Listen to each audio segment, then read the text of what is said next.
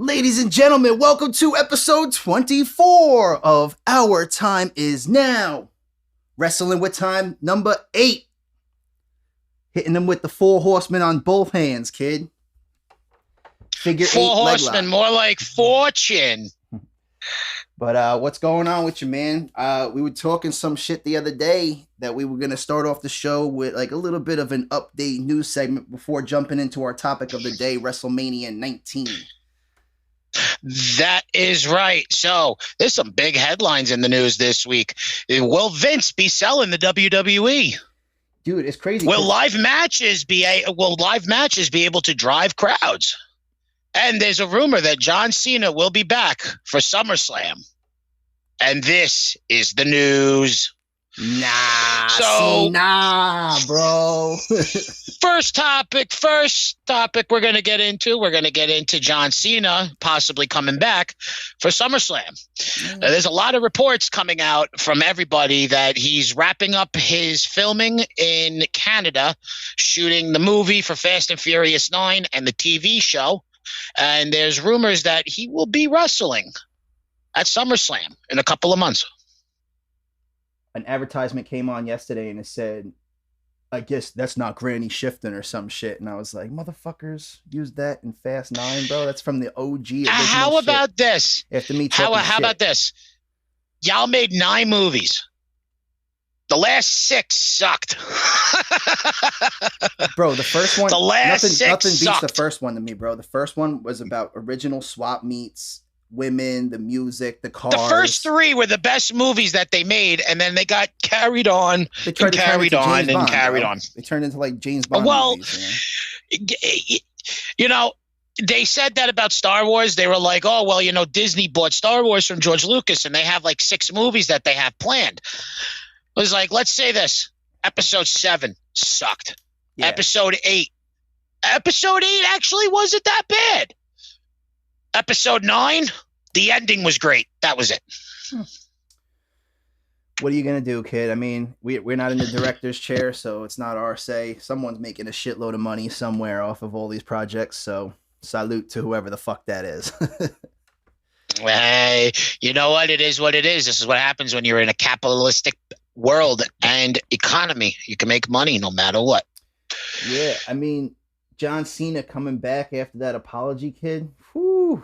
WWE, I was seeing articles that WWE wasn't too happy. You know. No, to be totally honest, WWE really doesn't like doing business with China. Yeah. They don't, because I remember the last time I think they were in China. I think it was in like 2008 or 9. They did a live television show. It was like tape delay, and it was horrible. Yeah. So I don't think they'll be going to China anytime soon. So what's and this, plus also New Japan, bro. They're trying to set up an exclusive relationship with New Japan, or what's the deal with that, bro? Well, there's a lot of news coming out on that. Pretty much the new guy who's in charge of live events and everything, his name is Nick Khan, not to be excused from Tony Khan. Yeah, nowhere part of the family. I'm sure. He has no relations. They say that. No, 100%. He is of no relation He's to the Jacksonville Jaguar family. 4th married in, removed twice, and back in. He is nowhere. Nick Khan is nowhere. Is no affiliation with the Jacksonville Jaguars owners. Mm-hmm. No affiliation whatsoever. I mean, it's weird because you said that to me that day, and we said this is what we were going to talk about, the opening segment about possible sale of WWE. Yesterday, I read an article. And I tweeted it, and I was like, Tree J, my co-host, was just telling me about this. Like, I just can't see the whole WWE Vince's prize baby leaving the McMahon helm slee. Get it? Horrible pun. The McMahon helm.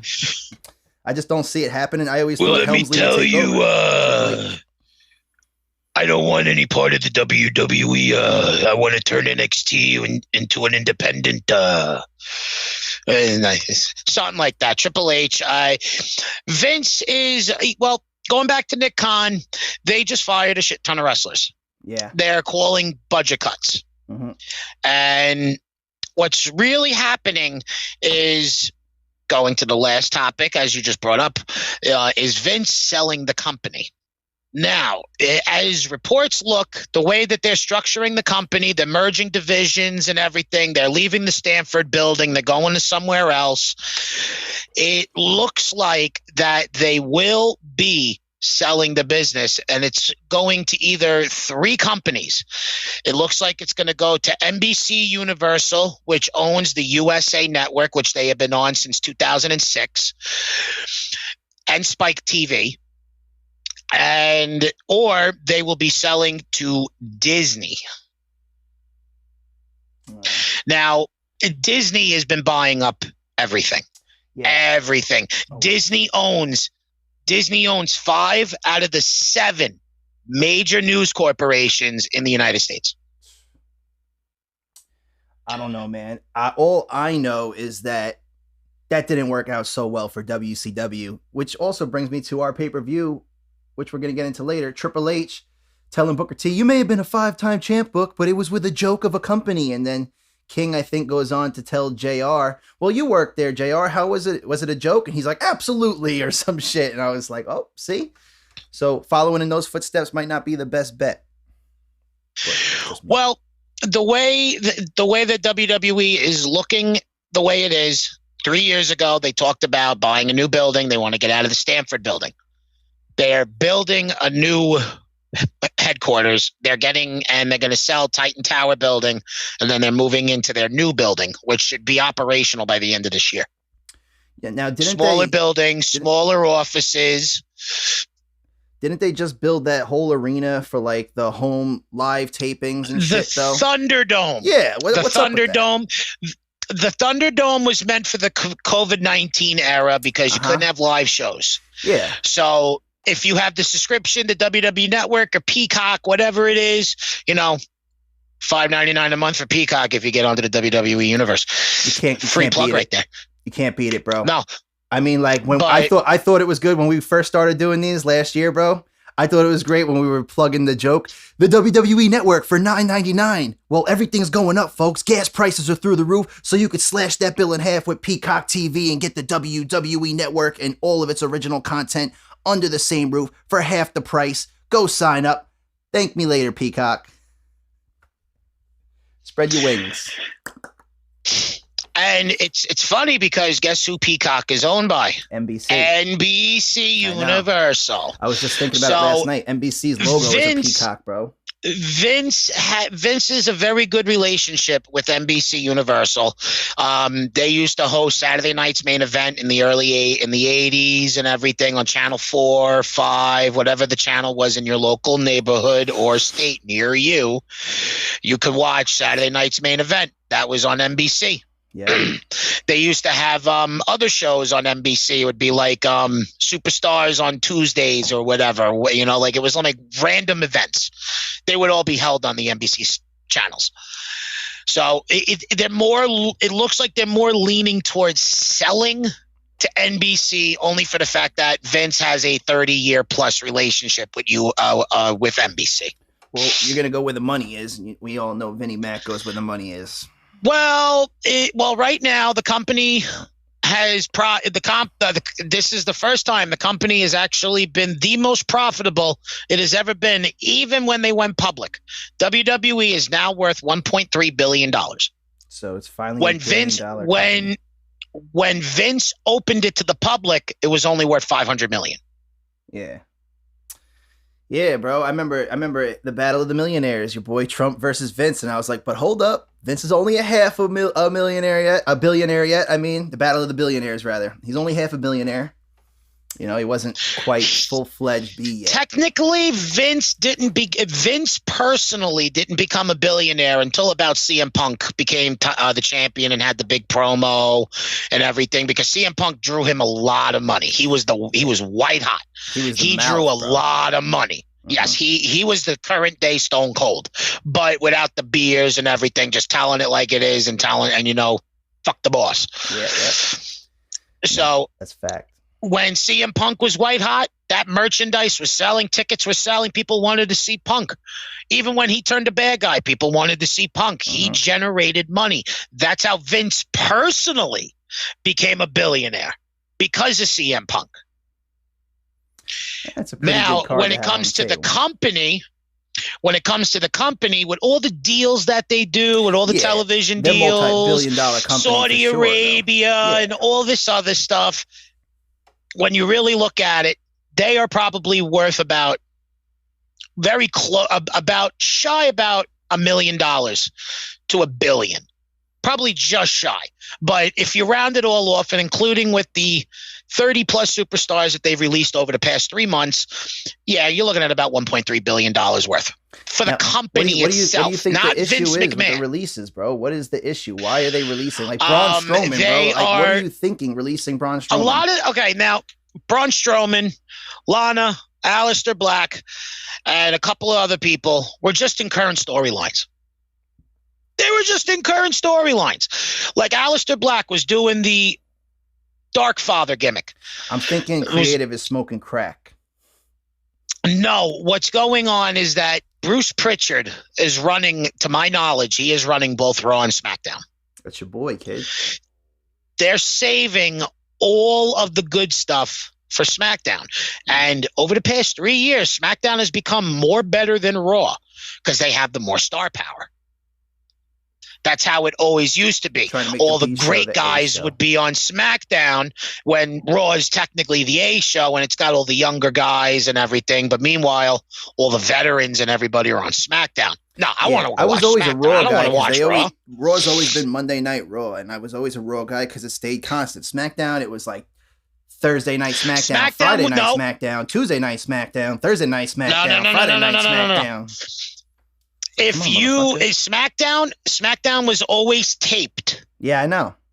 It was on Tuesdays. Yeah, but then they played it on Thursday. But then it went live eventually Tuesday, and then they did it for about 6 months. Then they started taping it again, putting it on Friday nights, and then around 2010 is where they started doing live SmackDown. I remember it was no longer taped; it was live on Friday. Taker was always on SmackDown. There was a couple like SmackDown exclusive superstars. SmackDown was pretty much Taker's home. SmackDown, he was the SmackDown's locker room leader from like 2004 to like when he pretty much like retired. Yeah, Kane was Raw. Usually, I mean, he probably was on SmackDown, but he was more Raw. And then Kane didn't come to SmackDown until about 2011 when he started feuding with Rey Mysterio. I was gonna say Rey Mysterio was also a SmackDown. Rey Mysterio was pretty much exclusively to SmackDown until 2000. Who's that jumping out the sky? R.E.Y. Mysterio. Ooh, here we go. That's going to get us into our first match, actually. Our good old boy, Ray. Oh, yeah. Ray. But any other financial news in the world that we need to be going over? Not really. I'll keep everybody up to date when it comes to it. As of right now, it's very quiet on the front. But they did say there's going to be more releases coming. So stay tuned for these releases because some of them might actually blow your mind. And when they leaked it, they said that the next 10 superstars that they were about to release are really going to shock the public. Bro, it already shocked me with what they released now. I'm like, what are they doing? Going out of business? I'm like, I knew they had struggling problems with creative because as we discussed on previous shows, like you brought in Bischoff and Heyman again for a while. Bischoff, I don't even think I watched an episode where he was running it. It was like a month or two he was gone. He didn't even run it. They used Eric Bischoff's star power to get the deal for Fox News with Fox. Fucking, they fucked up. Eric, and speaking of Eric Bischoff, he was just spotted at AEW last week. I would love to see him work with AEW. That would totally bring me back. AEW will not hire Eric Bischoff only for the fact that they know better. Hey man, in other news, our boy Mark Henry just jumped ship. He's actually over at AEW. I couldn't be more happier than him. My fucking mind, bro. I tweeted it and I was like, congratulations, bro. Like, salute to you. Like, I love it, bro. I love like when someone who's been doing this their entire life is not at the end of their run yet, but you don't have them involved in a storyline or you're not using them correctly, bro, because you're trying to build new faces when this person still has so much left in the tank. Someone's going to utilize them, bro. Someone's going to pick up the ball and keep running with it. That's what he did. Salute to Mark on that, bro. Happy for him. Congratulations, Mark. I've been a big fan of yours, and just to see you jump ship, it's very good for you. But at the same time, it's making my suspicions come correct that AEW is going to be WWE light, just like TNA was. Hey, just like TNA was from 2007 to 2011. I don't want to hear it. What if AEW builds up, bro, and becomes the next WWE? Hold on. AEW will be WWE light like TNA from 2007 to 2011. Example, Kurt Angle, Booker T, Kevin Nash. That is all. Yeah, could be. I mean, Big Show's over there, though. And wait a minute. Who's in AEW? Christian Cage, Cody Rhodes, the Young Bucks. The Young Bucks were in the WWE for a little while. They were in the developmental system, so I don't want to hear it. Sting is technically WCW. He was only in a year for WWE, so he don't count. Yeah, the Big Show, the Horseman, Kenny Omega. It might surprise a lot of you people. Kenny Omega was in the WWE developmental system from 04 to 06. I'm sure, bro, because everybody wanted to be there. I mean, that was the place to be. WWE, it still probably is the place to be, but I mean, I just think... And you want to know something? I'd rather watch Impact. They don't have a lot of WWE superstars, and if they do, it's only a few. It's only a few, dude, like I love Andrade just came to AEW with Vicky Guerrero. Okay? So you want WWE light? You could go watch AEW because you're going to get 60% of the fired superstars over the past 3 years. The problem I have, Sean Spears. By saying Sean light, Spears bro, was Ty Dillinger. I feel like it's more heavy, bro. They bleed still. They do shit that WWE can't do because they're a public company trying to play safe for the kids. Like, we haven't all seen. Yeah, but WWE is we got video games shooting. You're not going to cut your head open no more. Come on, bro. WWE is WWE is slowly trying to get back. Coming back. No, they're trying to get into a PG-13 thing. Hopefully. No, they are, because if you notice, there's a lot more chairs, there's a lot more headshots, there's a lot, people are starting to bleed again. Remember when Cody took and it's getting a little more rougher. How many people were mad at Cody for taking that big unprotected chair shot when AEW was blowing up, bro, on the scene? I think we discussed it like the first or second, third episode or some shit. But that's the thing, though. Just for me, like, watching AEW, it's more entertaining because they're more high risk. They take more risks. They're definitely taking more chances. They're throwing it all on the line, bro. Like, the blood, sweat, and tears, the sacrifices that we make. We always hear WWE, blood, sweat, and tears, blood, sweat, and tears. Well, AEW showing us the blood, the sweat, and the tears. You ain't showing us blood. You're showing us sweat. But the only tears I see is, I won a championship. Oh, I'm going to cry at WrestleMania. That's great. But they're not hungry for it anymore. The only person. They're not hungry.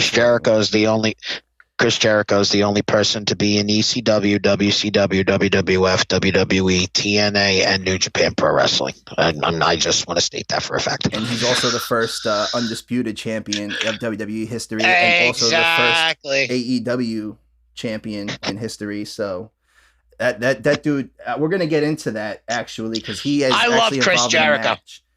I mean, I don't know, bro. You want to jump into this pay-per-view? Let's see where we go. Ladies and gentlemen, welcome to WrestleMania 19 from Safeco Field, Seattle, Washington, home of the Marlins. Yo, I mean, they had their opening vignette as always, so packed out arena, 79,000 people at this fucking stadium. It said like 50-something thousand, Safeco Field. No. I think it was 56,000 was the new attendance record. And I was like, that's Limp Bizkit's probably biggest crowd they had, minus Woodstock. Are you sure it was 56,000? Because my notes say... I think it said like 50. I think it said 56 or something like that. I didn't actually write down the tally, but my notes say different. But if you're saying something else, then I totally believe you. They open up the vignette. The World Series of Wrestling, Austin says. It's like the Olympic Games, the gold medal match. We all know that's Kurt Angle. Tournament of all tournaments, Brock said. And I'm like, wrong, Brock. That's KOTR. Everybody knows King of the Ring is the tournament of all tournaments. Why WrestleMania is not a tournament, dude? Sorry, Brock. I still hate you. Go say that to his face. Watch what happens.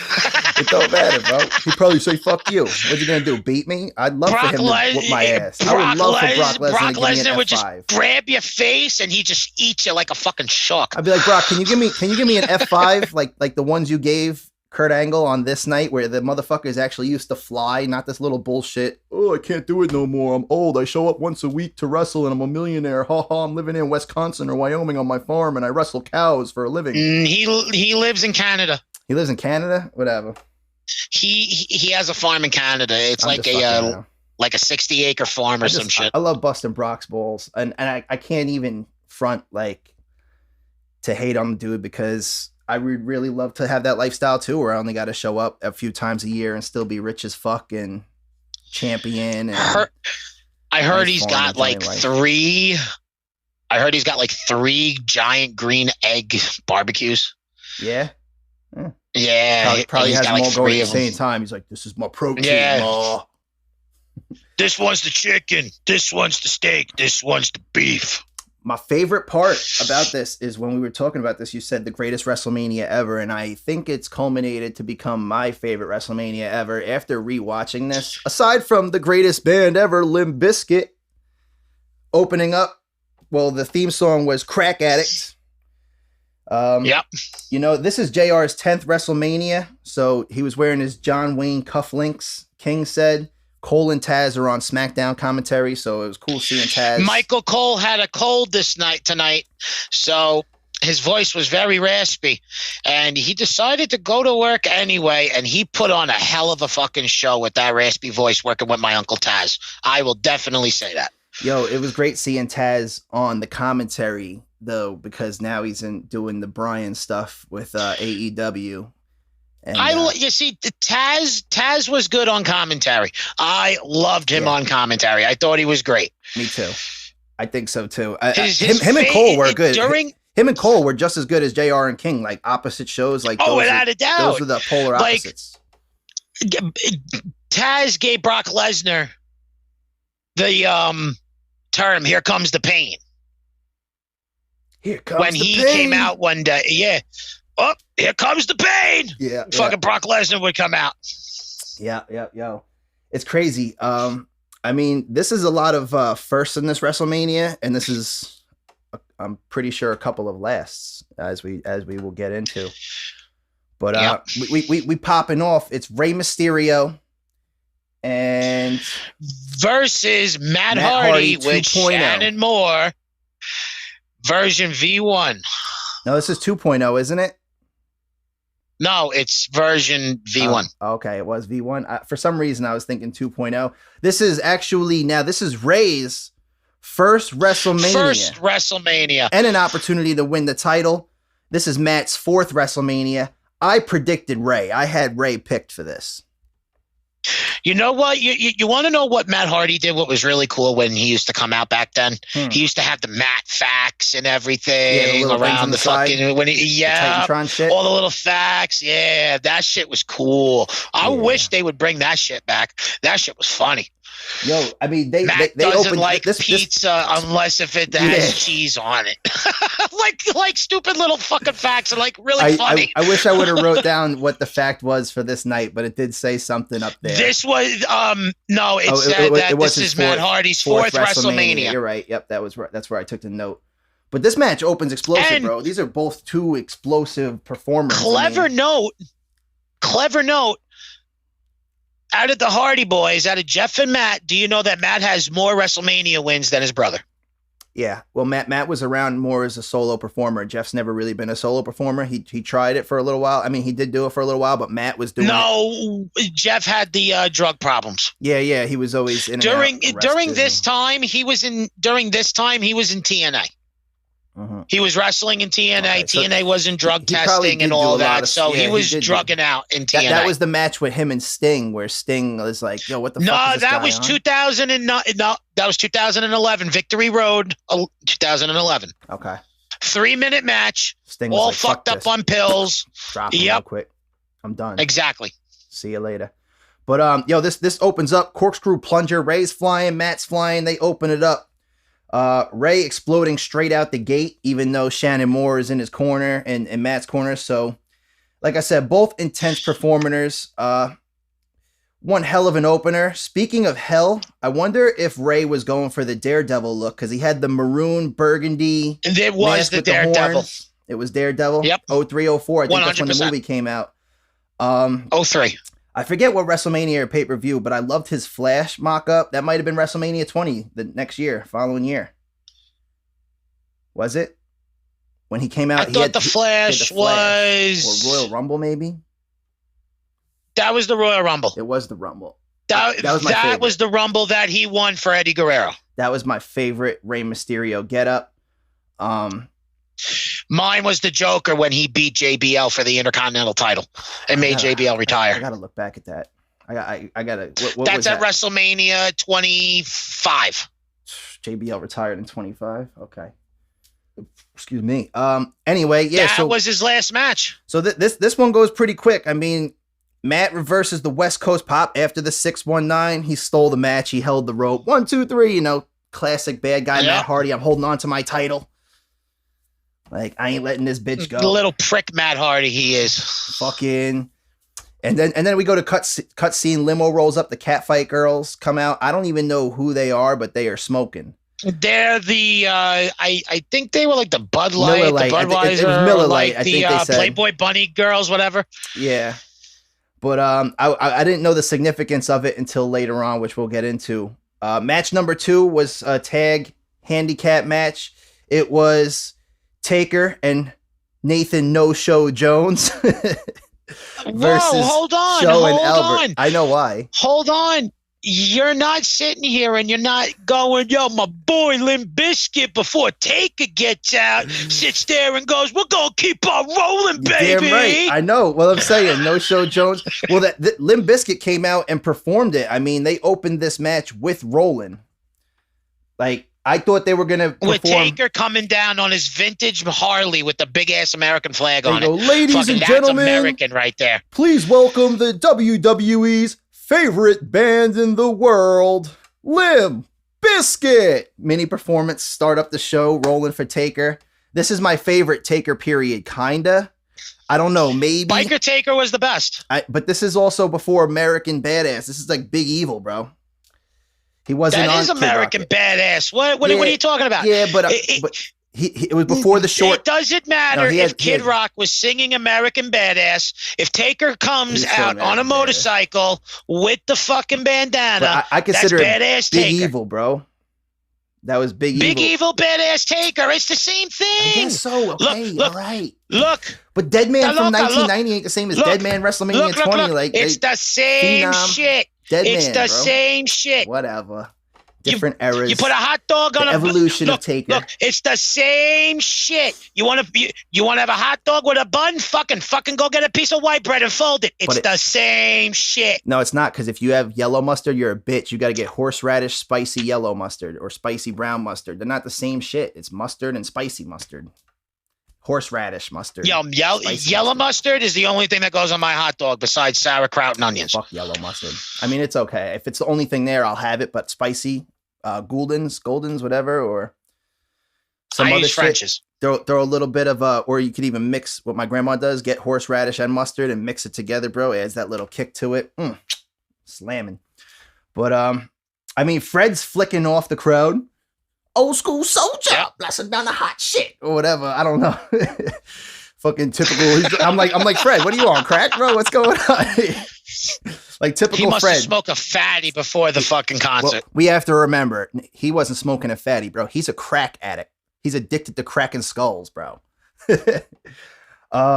Yo, I don't know. He's flicking off the audience. He's in some of the best shape of his life ever in this match, my boy Taker, I feel. He opens the match to an immediate chokeslam to A-Train. That would have been a dope W. Old school early on. I had Taker predicted for this, but the only reason why... it's the streak. Yeah, that's the only reason why, bro. Like, I forget so many matches, but I'm like, I even took note of it right here. I'm like, the streak spoiled it. Like, otherwise, like, I would have said, hey, you could maybe watch he'll lose. any WrestleMania match up until WrestleMania 30, and I don't have to even know Taker won. That's it. Taker lost to Brock Lesnar at WrestleMania 30. It was pretty good match, what though. A shit WrestleMania. A shit WrestleMania that was. Which one, 30? Yeah, the only thing that was good about it was the ending with fucking Daniel Bryan winning the title. That was the only good thing that came out of it. I didn't even care for it too much. I hated it. Once Taker lost, I was kind of very disappointed, very mad. The same here. Because then they brought him back.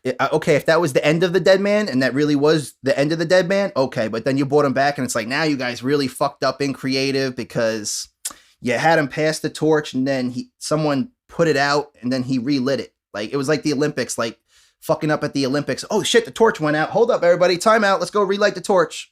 All right, we're back in business. Continue on. If the torch was to ever go out on the Olympics when they were going to bring it to the fucking bowl to light it on fire, they would cancel the Olympics because that means that there's no heart and no spirit. But that's never happened because it's called the Eternal Flame. Yeah. So it's kind of like that one when you're going towards Islandia off of Motor Parkway. Yeah. That one that's always lit right over there by the park. Yep. The Eternal Flame of Central Islip. Now, there's a lot of double team now. Taker's fighting. I mean, if Taker could still perform like this, Deadman would live forever, bro. He was on a roll, bro. There was a point where, like, his hot streak he was going, and I'm like, damn, bro. Taker was, for the big guy like that, he's Taker running was probably in the shit, these guys. Like, he was probably in some of the best shape of his career there. That's what I'm saying. I mean, eventually, probably the best shape that he was ever in. A-Train starts talking shit, eventually beating, you ain't so bad. You ain't so bad, big dog. You ain't so bad, big dog. You ain't so bad, big dog. He must have said it like 5 or 6 times. And Cole said, now dominating the big dog in his yard. Spoke too soon because Taker's back. The big dog. This is Taker's last win. This is where he gets into high gear, intensity on 1,000. He's, flying through the air, doing his lariats, and gets one guy in one turnbuckle. The other turnbuckle, he's running back and forth with those clotheslines.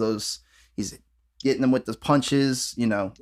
Vintage Taker, as we say, right? I think Nathan Jones, we've spoke about him on the show before, and I think he can't fight. What ended up happening was he left OVW very quickly. Mm-hmm. 2002, he goes to the WWE. Vince McMahon fell in love with him right away. So he was left to Jim Cornette at OVW to train to be a tag team partner with The Undertaker to eventually turn and have a SummerSlam match. That's the whole buildup of Nathan Jones.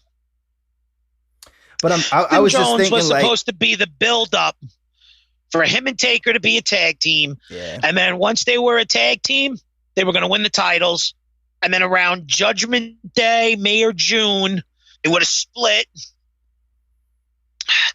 And then it would have been them at SummerSlam. Yeah. I thought like he just didn't like, but he was so too green. Yeah, that's what I'm saying. He was too green. Yeah, that's what I'm figuring. So I'm like, maybe they were like, he's not ready for a WrestleMania yet, but they already hyped it up or already did it. So that's why they kind of went with the handicap angle. But then, come out, give 2 kicks. He can't fight. He never really lasted, but that one spinning kick was nice. Then he came in. He runs through the crowd, kicks fucking Albert, and then fucking Big Show and then Taker takes Big Show. Yeah, this 1, 2, 3. This is 11-0 streak, bro. That's how old we're getting. This is only 11-0 at this point. So, and believe it or not, that's not even my favorite Undertaker match. No, that's not my favorite. My favorite Taker match happened on SmackDown. Excuse me. That's not my favorite Taker match, but I think like that was like one of my favorite eras of Taker, though, for sure. That's what I meant. There was an Undertaker match. I want to say 2008. It was him versus Edge. No, him versus Chavo Guerrero. Ooh, that'd be a good one. When it was La Familia with Edge, Chavo Guerrero, the Major Brothers, who are now Zack Ryder and Kurt Hawkins, and they were having the 5-month feud against The Undertaker. Yeah. It was a SmackDown match about 2 weeks before he was supposed to wrestle Edge for the World Heavyweight title. Vicky Guerrero banned the Devil's Gate submission hold. I remember that. Which is pretty much triangle choke, almost modified.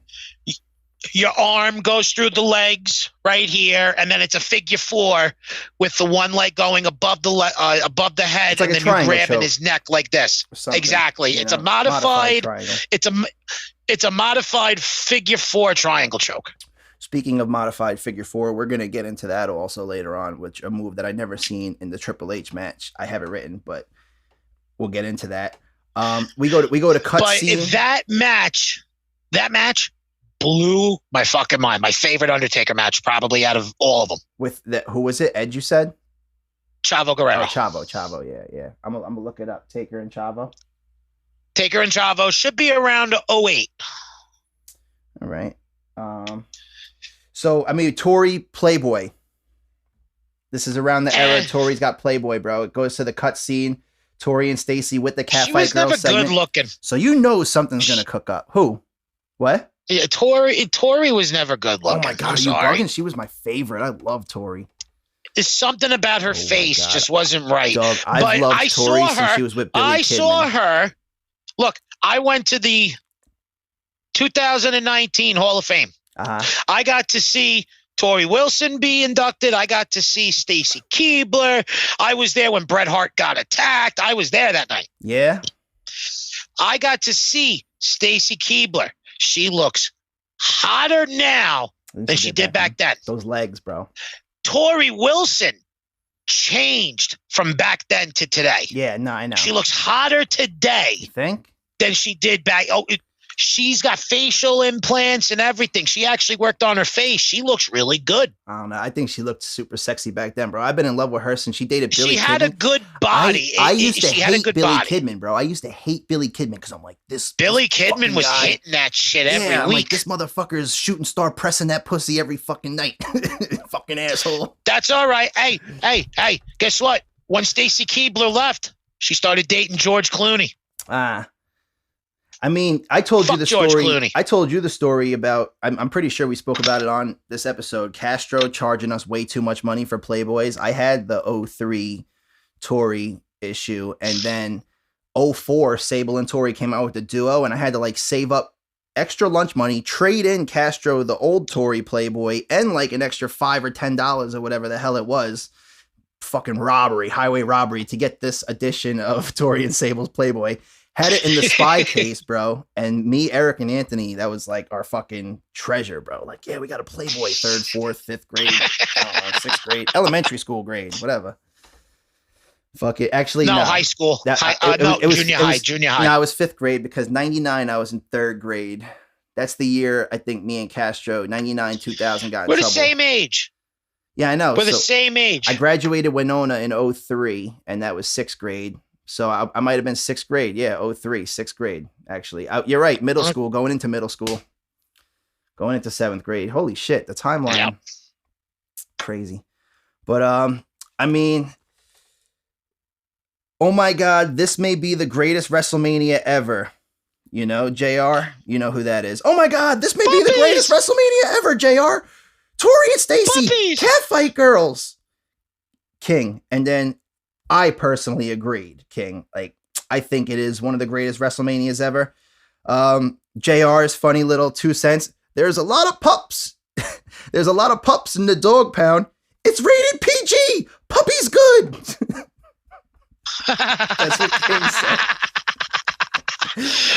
Classic Jerry and JR. That is creative.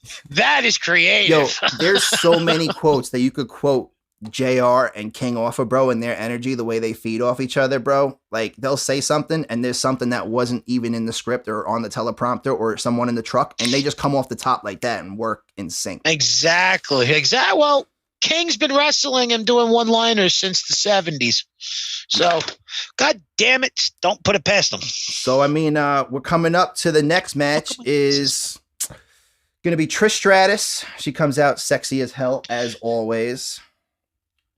Yeah, this was right after she broke off from, I want to say, TNA. She was always one of my favorites too. Which was Testin Albert and Trish Stratus was the TNA tag team manager. I mean, I had Trish picked for this because she was always like the favorite, I guess. Like she's like one of those women's champions. She was up and coming around. 10-time women's champion, 11-time women's champion. Like before the Charlotte Flairs, it was Trish really who paved the way. 6-time, whatever. She's a 6-time women's champion. But I'm saying, like, that was a lot back then, you know? Charlotte Flair's only been in the industry how long? She's like an 11-time already? I'm like, come on, you know? 9 still. But, I mean, it's a triple threat women's champ being ship match. Trish versus Jazz versus Victoria. I always thought Jazz was a badass. But, you know, Jazz is still wrestling. She's in Impact Wrestling. She's wrestling still. Dope. And she still looks the same. JR says, Jazz is like the young Mike Tyson-like attitude. Mike Tyson look-alike, matter of fact. That's King for you. Jazz, back then, was dating one of the other WWE superstars, and I think Rodney she's Mack. Married to him. Rodney Mack. Yes, sir. Yeah. Holla, holla, holla, player. Good old boy Teddy Long manager from the jump. Yeah. Bringing it back, brother. Bringing it back. It's the Mac militant. Come in and get it on. Yeah. Ooh. Yeah, you coming. Yo, they actually would make a great couple, bro. I mean, looking back at it now, I remember, I feel like, yeah, that's definitely, did they ever do anything on the show together? Or how the hell did I know that? I think I just knew it. You probably just knew it. Just knew it. But honestly, yo, like I said, Trish is perfection. One of the baddest divas of all time. And yes, I say divas because it wasn't always women's division. There used to be a divas championship at one time. There wasn't always a women's championship at one. I mean, this was the women's title. Yeah, this was the women's title, but it wasn't called that. You know, it was the sexists. They were divas. Like women were allowed to be hot and sexy and didn't really even know how to wrestle. They were hot and sexy girls. Yeah. Exactly. You didn't have to have talent. You could come out in a bra and panty, rip a bra off, a panty off, and you won the bra and panties match for the title. You know. To be fair, during the Divas era, some of them did come from OVW before OVW disbanded, and then they started working with Florida Championship Wrestling. So, out of the Divas division, you had Michelle McCool, Layla. You had Lita, Maria Kanellis. Still Lita too. No, Lita retired in 06. Oh, 07. You're talking about the women's division, like the women's. No, there were women's division stars that carried over to the Divas division. Yeah. I know what you're saying. Yep. But Divas era, like we're talking like the Stacy, the Tori, the Christy Hemme. You know. Maybe Christy kind of got in there. Was it still Divas title? Christy Hemme really doesn't know how to wrestle. She doesn't piece of hot ass, bro. Exactly. Little hot ass redhead. Let's do Playboy, following Tori and Sable's footsteps, and you know the deal. But yeah, I mean, Trish set some of the biggest stepping stones for the Charlotte Flairs, the Paiges, the Sasha Banks, the Baileys. Fight me if you disagree, because she really was like kind of the biggest foundational piece. Victoria's on that list also. Yeah, Victoria's in there too. Victoria's on that list. You're right, 100%. And you know, she's in this match too. But as the women's champion, she comes in the women's champion and loses. I mean, King, another classic line from King. She's a quarter among pennies in there. What the hell does that mean? Good old JR. Like, she's hot. Made no sense. Yeah, but quarter among pennies, because if you think about it, like, yo, she's a dime piece. Like, she's a 10. She's a quarter, bro. She's a 25. Pennies. Pussy is 2 cents a ton. It's everywhere. But she's the quarter in the bunch. So it makes sense when you break it down in man talk. You break it down in words I can understand. I mean, after she hits the chick kick, I don't even think it was called the chick kick at the time. It was just a big kick. It was the Mick. And they just said it was called the. They were like, oh, a big kick. And then she hits him. Like, they didn't say, oh, chick kick. They just said big kick. And then 1, 2, 3. The chick kick. No, but I don't think it was called the chick kick yet. This might have even been before it was branded as the chick kick. Because they were just like, oh, big kick by Trish. And then she pinned her. And that silver suit she was wearing was so tight up her ass before she stepped up on the turnbuckle, bro. I saw that thing riding up her ass, that you know that the second she got up there, bro, you see her, she's like, she had to pull that joint down. I was like, yeah. And then it went right to the next segment as she was like picking it. Now we're gonna she was picking it. Yeah, picking the booty hole. But okay, so now we're going into a segment where it cuts to The Rock and Coach. Now Rock is booed at this point, just back from Hollywood, but he calls this the Holy Grail to The Rock to beat Austin. Now, if Roman Reigns had The Rock's energy, he'd be the top dog for real. He just bores me with that. Ooh, ah. I mean, that's like 2 seconds of The Rock's electricity, bro. No, hold on. You got to see Roman Reigns now. He plays the fucking heel fantastic. I've seen him recently, but I'm just he's with Paul Heyman. I know he's with Paul Heyman. Energy. I don't care if he's with Paul Heyman. What Reigns is doing right now is making the crowd like him. You think? And I'm being honest. I hated Roman Reigns when they disbanded the Shield and made him the biggest thing. I hate Roman Reigns. Yeah. I hate him. What he's doing right now is his best work. And I mean, like, he's getting the crowd to cheer for him, even though he's a bad guy. Yeah. I don't know. Okay, so that's a good sign. Because they're The Rock, letting good or him bad, I be love The him. Rock. So. The Rock, today's crowd, The Rock's a 50-50. Well, back then, The Rock was a 50-50 crowd. Yeah. Today, everybody's going to cheer The Rock because, it's The Rock. Hollywood, worldwide, of course. But I'm just saying, like, even in general, like, when you look back, bro, The Rock always had that electricity, bro. He was always the jabroni beating, the pie eating, you can't fuck with that, bro. Trailblazing, eyebrow raising, yeah. kicking shit into your pants and stepping it dry. Word for word, he says, this is Act 3, the end, the climax, the grand finale, the last chapter to the greatest rivalry this industry has ever seen. And I'm 100% on that, agreeing that it probably is the greatest rivalry that we have ever seen, and the biggest foundation. At that point, thing I will explain later. I don't want to spoil it. What I'm saying, I have the full details on that match. Coming out the Attitude Era, but he said it's the jabroni beat. Stone Cold Steve Austin. I already said it, but I didn't say the whole quote because I knew I wrote it down, but I didn't. But he says, the jabroni beating, pie eating, not afraid to sweat, not afraid to bleed, gonna beat that bald-headed bastard guaranteed. Coach, The Rock done it all. Finally. Then I'm thinking he's gonna do finally The Rock come back. He pauses and he goes, finally. And then walks off because now he's finally gonna whoop Austin's ass. And he can finally say he did. Yeah, because Steve Austin's beaten him at every WrestleMania that they ever met at. Yo, what was it? Like every 2 years, it was 15, 17, 19? 15, 17, 19. 17 was Stone Cold beat him in 15. Stone Cold beat him in 17 by helping Vince McMahon. And this was The Rock's last chance to beat Stone Cold Steve Austin because the next night Stone Cold was retired. Yeah, and we knew it, but when we get to that match, we're gonna break down that match. I think I got a whole page dedicated to that match. I used to have the documentary of behind the scenes of WrestleMania 19, and I know the entire reason why that Stone Cold had to retire. We're gonna get into it. We're gonna definitely bust that down. I will definitely say this: it's right around the realm of why Bret Hart can't wrestle. Yeah.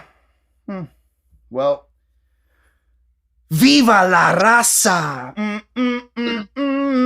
We got a triple threat for the WWE Tag Team titles. We got coming down the ramp first. Chavo. Is Chavo Guerrero. Los Guerreros. That was Then we had the makeshift team of Rhino. Fucking Benoit, bro. And Benoit. Actually, 2 ECW originals right here. They both had neck injuries. Originals. They both had neck injuries the last WrestleMania, so they missed out. So they were like, hey, since you guys missed out last year, you want to team up? Like, this is your WrestleMania moment. Sure, why not? Like, of course, you want your WrestleMania moment. And my favorite tag team ever. Team Angle. The world's greatest tag team. Haas and Benjamin. Haas and Benjamin. I don't care what anybody says.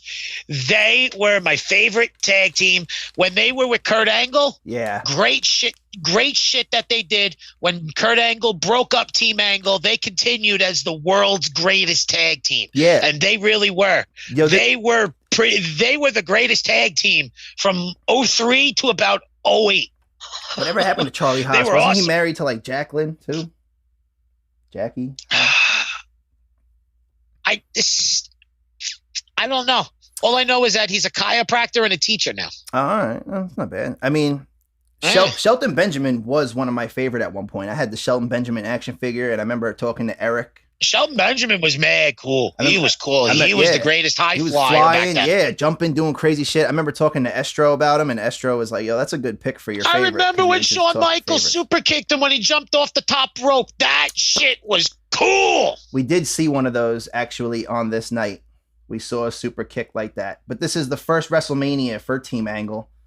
But back to Shelton Benjamin, bro. Like, his segments always killed me. Like, those segments when he brought his mama in, bro. Those joints had me in stitches, man. But he was just an insane athlete, bro. Whatever happened to Shelton? He came back for a little bit. Shelton's on Monday Night Raw. He's still wrestling? He's still back? All right. Goes to show you I haven't watched Raw in a while. Him and Cedric Alexander are doing a feud right now. All right. With Bobby Lashley, with Bobby Lashley and MVP. They were all in a big stable called the Hurt Business. Ah, all right. Yeah, I mean, Shelton's great. This match was kind of nostalgic. No lie, bro. I miss Eddie and Chris. It was kind of great to take a trip down memory lane and watch this match. You know, when I rewatched this WrestleMania, the next video that came up was the night after Judgment Day. Yeah. Where Eddie took off Ray's mask and he's sitting there in the chair and he's sitting there going, "Why, Paquito? ¿Por qué? Why'd you make me do it, Ray?" Yeah. That was another great rivalry. I actually took was probably his best rivalry out of all of them. I loved Eddie Guerrero, but that was probably his best rivalry was with Rey Mysterio. I mean, I said Eddie and Chris together is live, bro. I mean, Ray and Eddie that's the next best thing next to Ray and Eddie. Ray and Eddie. I wanted to see. Then Chris and Eddie, like just the way that the chemistry between them work in the ring, unmatchable. I want to see. You know what? Now that we're talking about it, I got to look and I got to see if there's a Rey Mysterio versus a Chris Benoit match. As I don't think I've ever seen one. There probably might have been in WCW. I don't even think even in WCW. Dude, I was watching, I forget what it was on the WWE network. It might have been Eddie Guerrero's greatest moments, and it was like Eddie and Ray wrestling in Mexico, bro. Like, long time ago. Oh, yeah. Some of the best shit that they did was at house shows and stuff. Yeah. But they were just there was no keeping up with them motherfuckers. Ray, like why'd you make me do it, S.A.? if you had an Iron Man match for an hour long, that would be if they had an Iron Man match for an hour long. Ray and Eddie for an Iron Man match an hour long? Forget about it. Greatest match of all time. It would turn out like the Bret Michaels. I'm thinking of Shawn and Bret together. Yeah, Shawn and Bret match. It would mimic Shawn and Bret's match, pinfall to pinfall at the last 5 minutes, and then going into overtime. Yeah. It totally would end like that. It 100%. Totally would. Yeah. Definitely. No question asked, bro.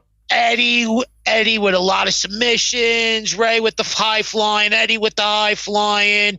Yeah, you could definitely get a good repeat of Bret and Shawn Iron Man match. I think it might even surpass it. Just my personal 100%. Opinion. Like, it's a dream match. I wish we could go. Well, here's a match that Paul Heyman wanted to do when he was running the Big Six. You know what I'm going to do, bro? I'm going to go into GM mode on SmackDown vs. Raw 2008 or whatever fucking SmackDown vs. Raw I can find. I'm going to go in and I'm going to create an Iron Man match of Ray and Eddie, and I'm going to see the outcome and watch it through. Oh, you know what? That's actually not a bad idea. The computer on the highest difficulty level. SmackDown versus Raw 2006 would be the closest that you would have because everybody's in their prime at that point. All right. So 06. So 06 is the best one you want to use. I think that was the first one, right? Too, wasn't it? SmackDown vs. Raw 06 the first, or 05 was the first one? No, SmackDown vs. Raw was the first one. And then they had it was SmackDown vs. Raw 2006. Oh, okay. All right. Yeah, so the first one came out 05, I think, or 04, and then yes, 06 came out in 05. 05 was for 06, yes. I mean, this, like I said, next best thing. This match has everything. The rolling Germans, the hat trick suplex on Chavo. I mean, it's got high flying one more spots. coming. It was 4, bro. Spots. He did 4. Like, he was suplexing. You got grappling. 4. You got a lot of good shit in this match. This match should have went easy 20 minutes. I mean, easy 20 minutes. Gore. What video game? It's got to be a SmackDown vs. Raw. I'm trying to think about it. Here comes the pain and shut your mouth. Gore.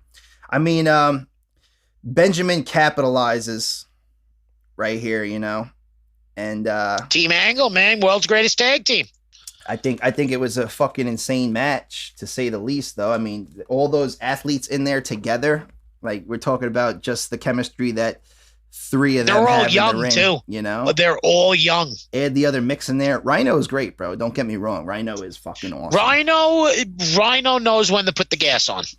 I mean, he has an intensity. I think he could have been a little bit bigger. I remember like kind of being scared of Rhino when I was younger, because I was like, he was like ECW. He was a lot bigger. Yeah, not even ECW, but just like when he came, he was just like a brute. Like, even though he was short, he was stocky like a pit. Just tear you a fucking apart, bro. Yeah. But 100%. Excuse me. Hold on one second. All right, so yeah, let's jump in. Next up, we got Hogan. Whoa! Vince Skip the winners. Vince McMahon, the world's greatest tag team won. Benjamin Capital. We said that. Yeah, I didn't hear you say it. No, you said it, bro. I said Benjamin capitalized. You said world's greatest tag team won. I don't remember that, but okay. Vince McMahon versus Hulk Hogan. I predicted Hogan on this. I mean, whoa, that's not till later. Actually, you know what? No, it is the match, but in the meantime, the catfight girls settle it in the ring, in bed, in ring, in bed. It's a no contest because they pulled down fucking Coachman's pants. I got to agree with Blondie. I'd rather settle it in bed. That's just my dog ass looking for puppies, though, But yeah, you're right. I forgot that little segment in there. I had a little note on it here. But I was gonna say, you're like jumping all over the place. The next thing I had was Michaels versus Jericho.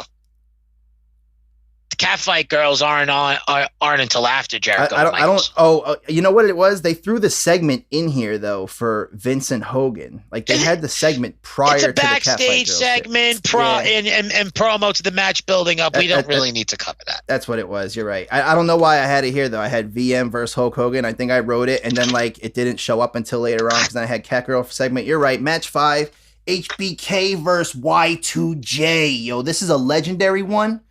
I don't know if there has been anyone in this industry with more charisma than that man. That is King speaking on HBK, I believe.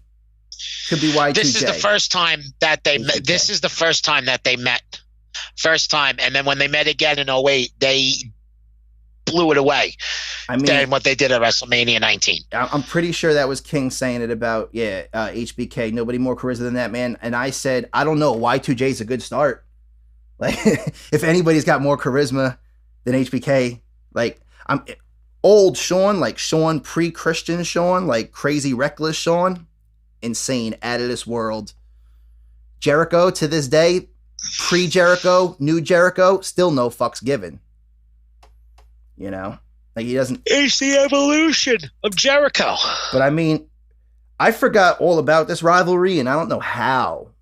I left this was one of the greatest rivalries that I can remember in my childhood, besides The Rock and Austin and The Rock and Vince and Stone Cold. This was one of the greatest rivalries. I agree. Because they built this up for a good 4 months. Yeah. And it's this was building up since this started at that year's Royal Rumble. I believe there was like 12, I think it was like 5, 6 people in the ring. It was about to come down to the last like 3 entrants. Shawn Michaels eliminates Jericho. Jericho comes in and eliminates Shawn Michaels just because he's being a dick, and they start fighting on the outside. Then the next night on Raw, they start doing their thing. Then they have a little, like, something happens at you used to be Elimination Chamber. I'm trying to remember what it is now. I think it's Bad Blood or whatever back then. They had an Elimination Chamber back then?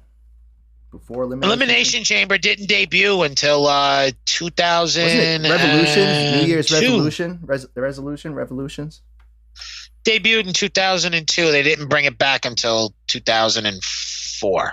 For Revolution, right, though? Wasn't it New Year's Eve Revolution or some shit? New Year's Eve Revolution was the pay-per-view that they had it for. I wish WWE would bring back that pay-per-view, bro. Like a New Year's pay-per-view, though. That would be dope. Since I don't really do shit on New Year's anymore, bro. I'm getting old. To have a pay-per-view, bro, or just like a party, like have a New Year's party, and then they should have like their own ball drop so we don't got to watch Times Square. Right. That would be pretty cool. I mean, that's just me. The cameras were shooting a WrestleMania movie, King said. And I'm like, yeah, we're still waiting on that. Like, I haven't seen a WrestleMania movie. Unless they're talking about a couple years later when WrestleMania goes Hollywood in WrestleMania 21. But that wasn't even a movie. It was just like... But King said it like 6 times. JR was like, King, you said it 6 times during this match. Like, kept talking about the movie. He was bringing it up later on. He's like, we're shooting a WrestleMania movie. I was like, dude, shut the fuck up. Like, where is this movie, about bro? Fucking recording? No, he's talking about them filming it for the vignettes, DVD and DVD and home release. Could have been. I mean, obviously, this was going to be an intense match. 2 of the best in the last 3 generations as of now, and yes, 3 because Y2J on the big 30 years, baby, Rockstar. Fucking 1990. He just had his 30-year. I think we were just talking about, an episode or so ago? 2 episodes ago, we were talking, or 3 maybe, I don't know. I think it was about 2 of them. Yeah, he came up on, who cares, bro? 30 years fucking wrestling, bro. I mean, this is first time after WrestleMania 5 years ago. WrestleMania 14, that would be. This is the return entrance for Shawn. So I'm thinking this is his first WrestleMania back. Yeah, in 5 years. I got really sloppy here. He already won. He already won the World Heavyweight title and everything. So that already happened. He already had the blow off match with Triple H. Oh, I know what that is. So this is after he won the world title, and yeah. I mean, this is his SmackDown Here Comes the Pain or whatever from that era entrance. He's got the cross. Yes, 100%. He's got the cross. We have the Christian Michaels. Yep. They were talking. He was transformed. That's what King said. Transformed Michaels. Especially, yes. You know, he's not the same booty grabbing, sunny fucking Shawn, King. He's not the same. I mean, he ain't screwing anybody now. Chris looks super young still. I mean, this is only under half his career. He still looks like Lionheart from WCW. Yeah. That's what he still looks like. This is under half his career this time. I mean, 30 this year. That's 91. So this is 03. That's 12 years.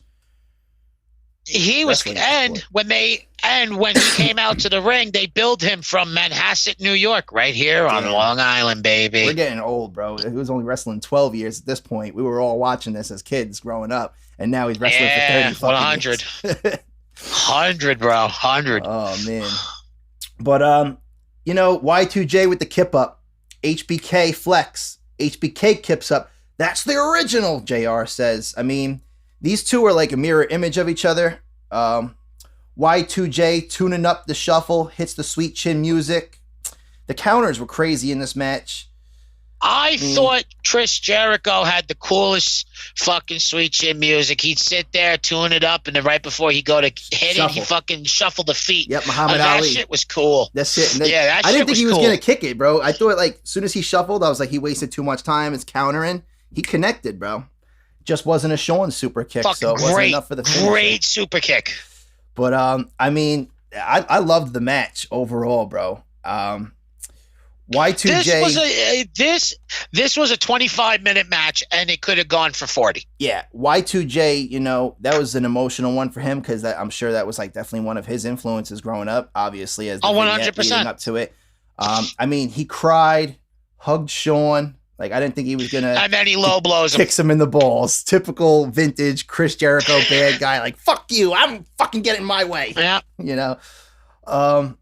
Sweet chin out of nowhere, though. That was what it was. Sean hit the sweet chin out of nowhere. Roll up. HBK won. No. Chris Jericho went for a suplex, and he rolled out of it with a surprise roll up for the 1, 2, 3. Yeah, but didn't he counter? Didn't he counter with a sweet chin out of nowhere, Sean, for the win? I thought. I don't know. I had it. No. Shawn Michaels won by reversing Chris Jericho's suplex into a surprise roll-up. Okay. All right. Sylvain Grenier, Rene Dupree, or whatever, as a SmackDown ref walking into Vince's office. I was wondering what the fuck was going on. I just remembered that little French fuck. I was like, this prick. With the big poodle and everything. Yeah. Coming out, doing a little... No.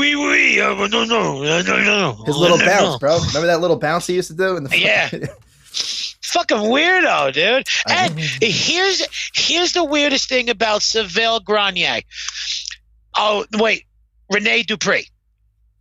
When Rene came in, he was going around the locker room and telling everybody that he's been doing this since he was like 8 years old. He was 19 when he came into the WWE. Yeah.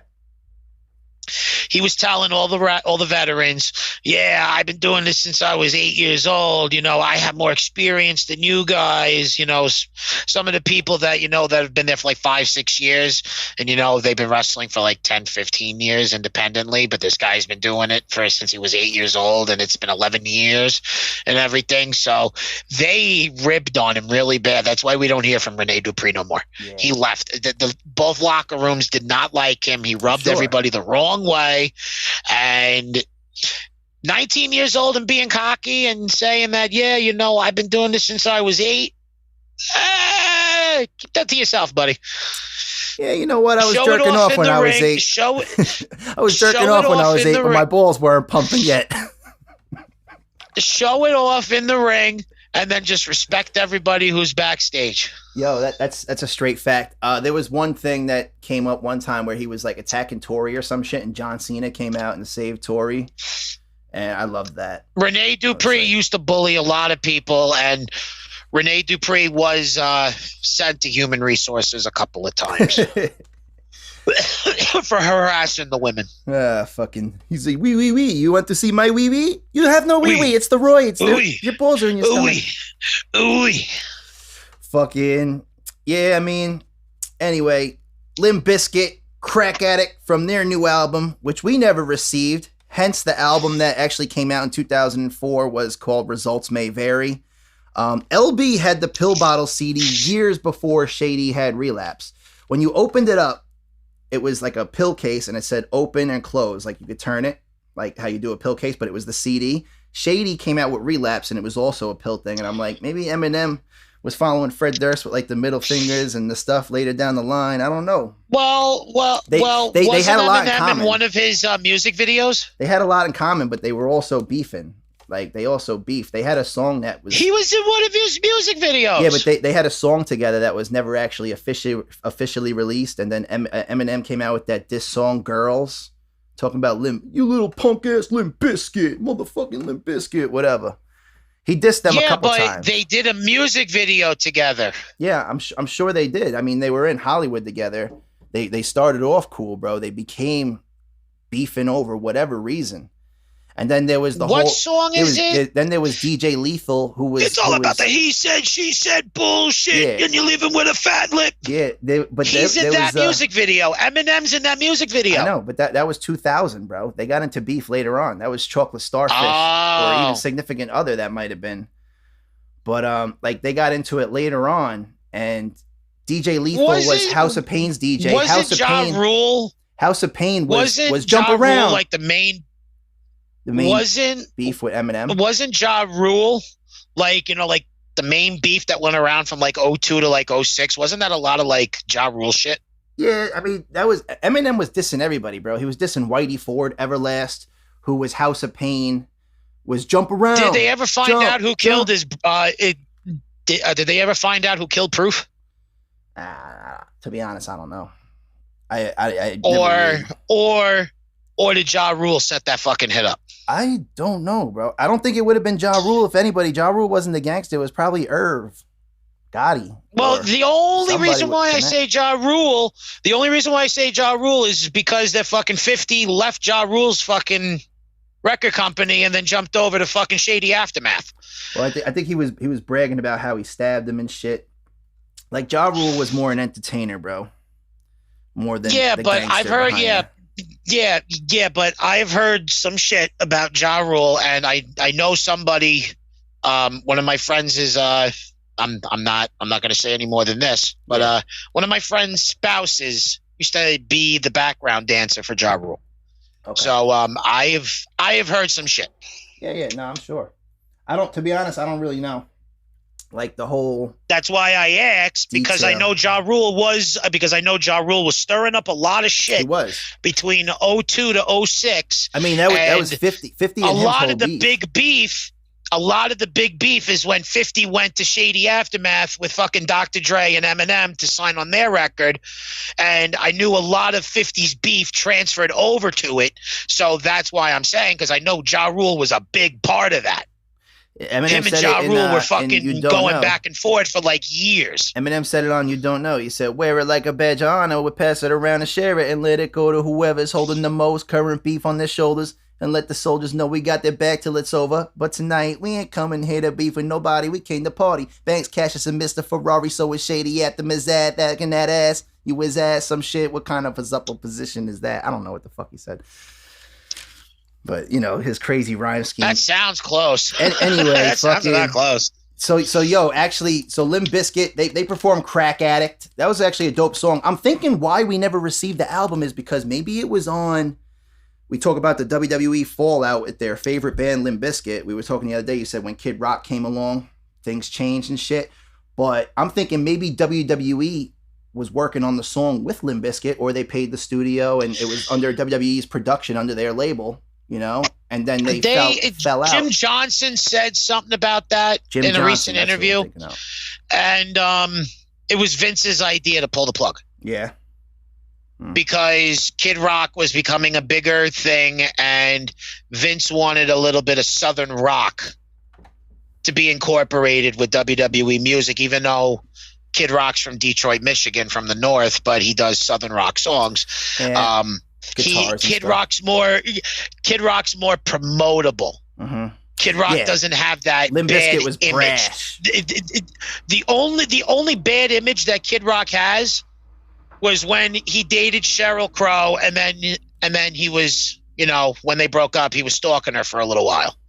That's about the worst thing that we got out of Kid Rock, was just him stalking Sheryl Crow after they broke up. I'm thinking too, like it was kind of like the end of like the new metal era, like 03, 04. New metal was like 90s, millennium. It got big. Kid Rock's been around since 94. Yeah, I'm not talking about Kid Rock. Kid Rock's been around since 94. Yeah, no, I'm talking about, but he has like something that you still listen to. Fred Durst pretty much burst on the scene in like 97, 98. Yeah, I'm saying, but I mean, like new metal, the genre is not really marketable today to today's audience. It would just fall under the metal category or nostalgic. Like I was listening to Saliva the other day. Click, click, boom. And I'm like, that was in the original Fast and the Furious movie where they're racing.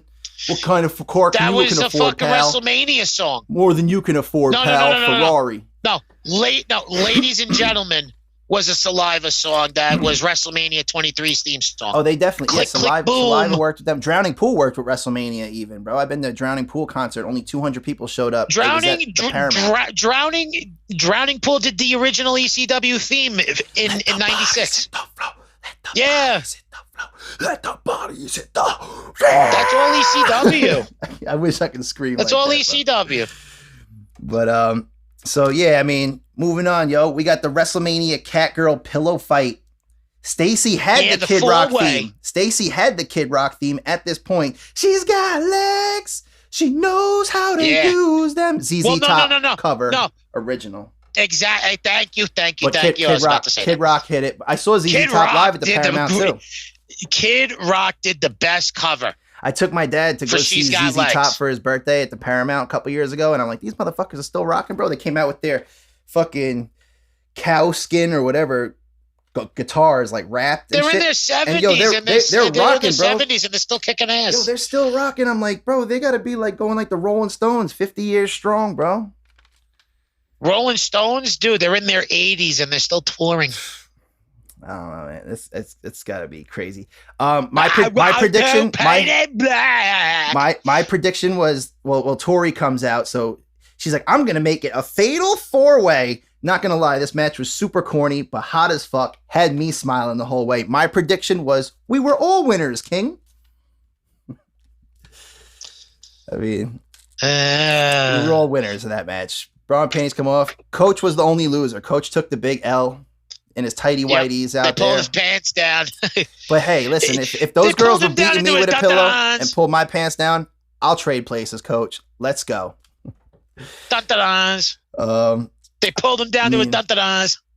CFG, I don't know what the fuck. Oh, the Catfight girls are hot, but they're no Tori and Stacy. I don't know. Tori and Stacy were like beyond hot, bro. Stacy was hot. Me and my friend Nico, and like when we were kids with our back to the spy cases with the hidden Playboys, we used to have journals, bro. And I just remember like, I wish Stacy would wrap those legs around me. Those long legs, bro. Like she could put me in a triangle choke. She could suffocate me, scissor lock, whatever, just to have those legs wrapped around me. And I'm in like 5th grade thinking this shit, bro. Stacy was my favorite. Then it became Tori. And then it was like just them together. Them together was like double trouble, bro. Like, out of here with that. But all right, yo. We are going on to match number 6: Triple H versus Booker. This is one that I'm guessing WWE wanted us to forget about. They made this very racist. Yeah, they made this very racist. I watched a video on YouTube recently, and they said people like you aren't allowed to be world champions. So this is Booker T's been in for 2 years now. First title shot after being WCW's last champion, if I'm correct. This is one segment, 100%. Like I said, they want you to forget. Yeah, and it was the somebody like you, and I mean. We've spoke on this. Couldn't even lace up my boots, let alone be world champion. We spoke on this on the one episode about, I said, when Booker T wins, did he do 6-time? He did do it, but he did it like this. He did the index finger. I did it like this. Did he do 6-time? He went 6-time. Like he stood up to the crowd and he was showing them like, this is going to be it, baby, you know? I did see him do it in the vignette. Their chemistry is in sync in this match, though. They were both good performers. Nah. You didn't think so? Nah. The match was very sloppy. I thought it was sloppy. Good. I thought it was okay. Very sloppy. I don't know. I was drinking a little bit. Triple H wasn't in the match. I'll be honest with you. Triple H knew he was winning, so yeah. Well, why even try? We had the Death Valley lock earlier. I don't want to do anything. That's why the JBL became WWE champion because I didn't want to work Tuesdays. But this is the modified move I was telling you earlier. Cowboy. What was that? I said I'm shooting from the hip, cowboy. Who's that? Hogan? Paul Heyman. Oh. Fuck him. But I thought the only reason why you were WWE champion for a year is because Triple H didn't want to work Tuesdays. Who did he say that to? JBL at ECW One Night Stand. Wait, who said that though? Heyman said that to JBL?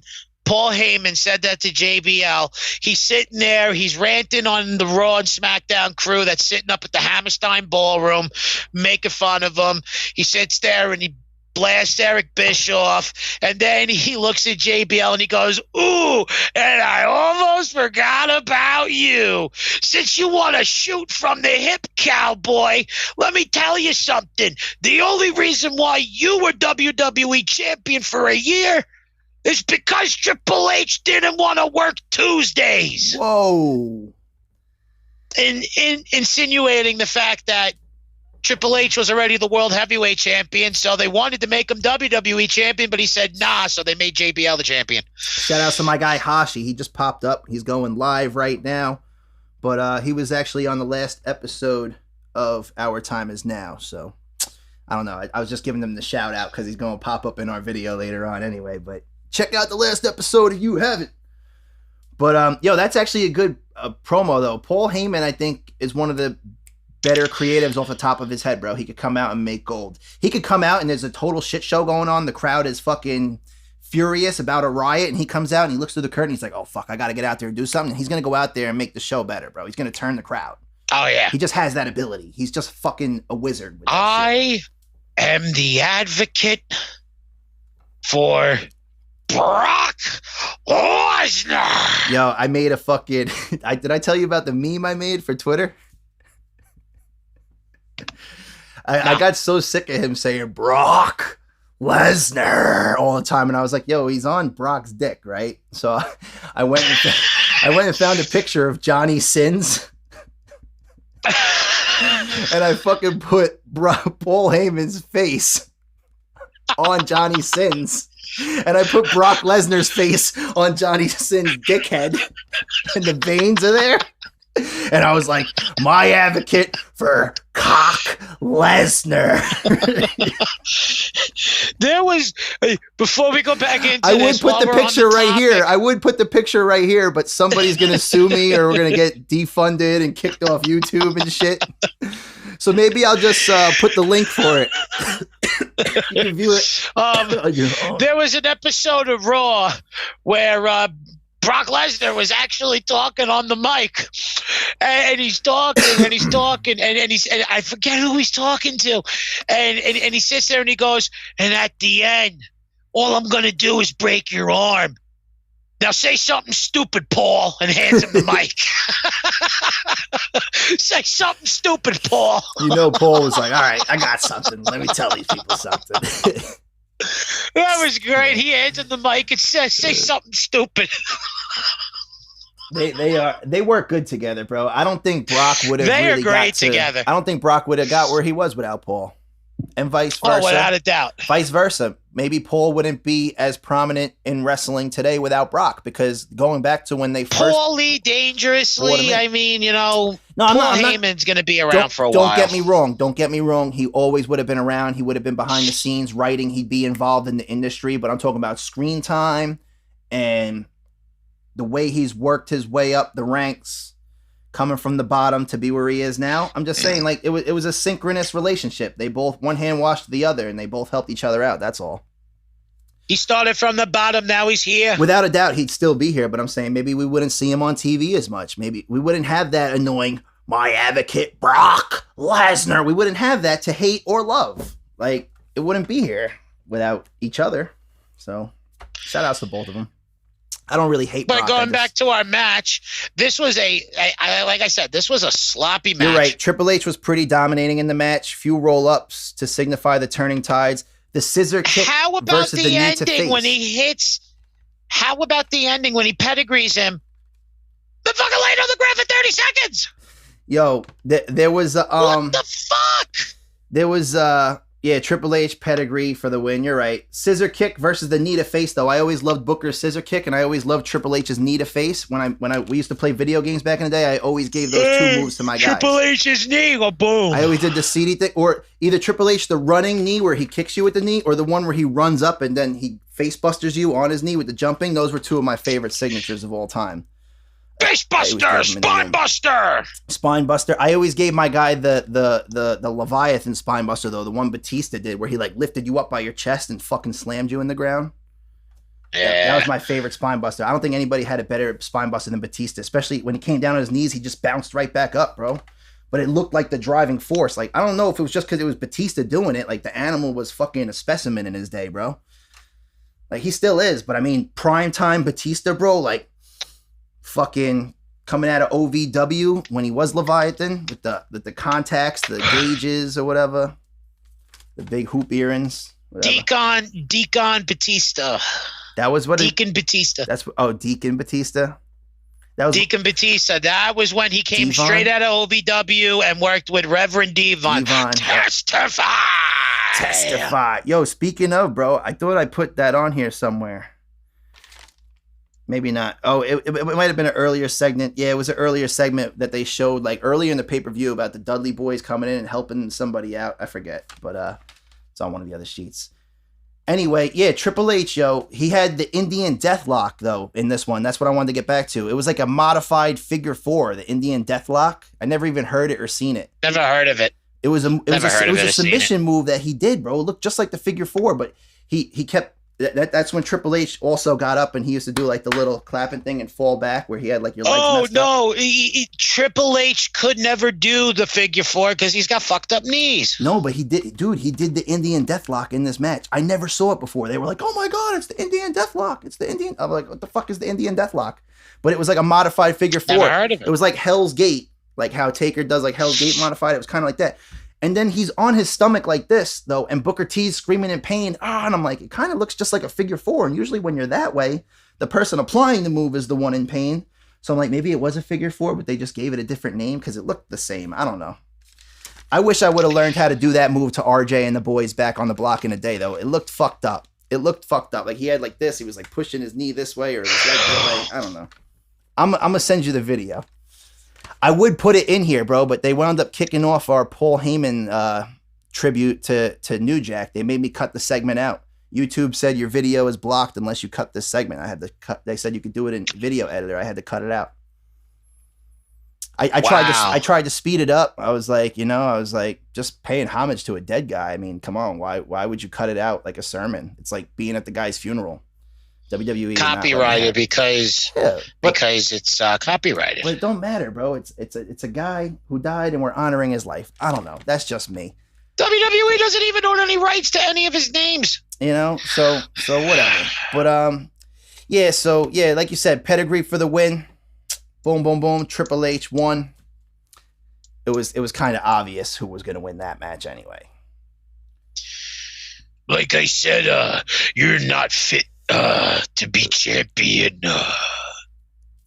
We all know who the boss's favorite was. Look at my nose. It gets bigger with more steroids.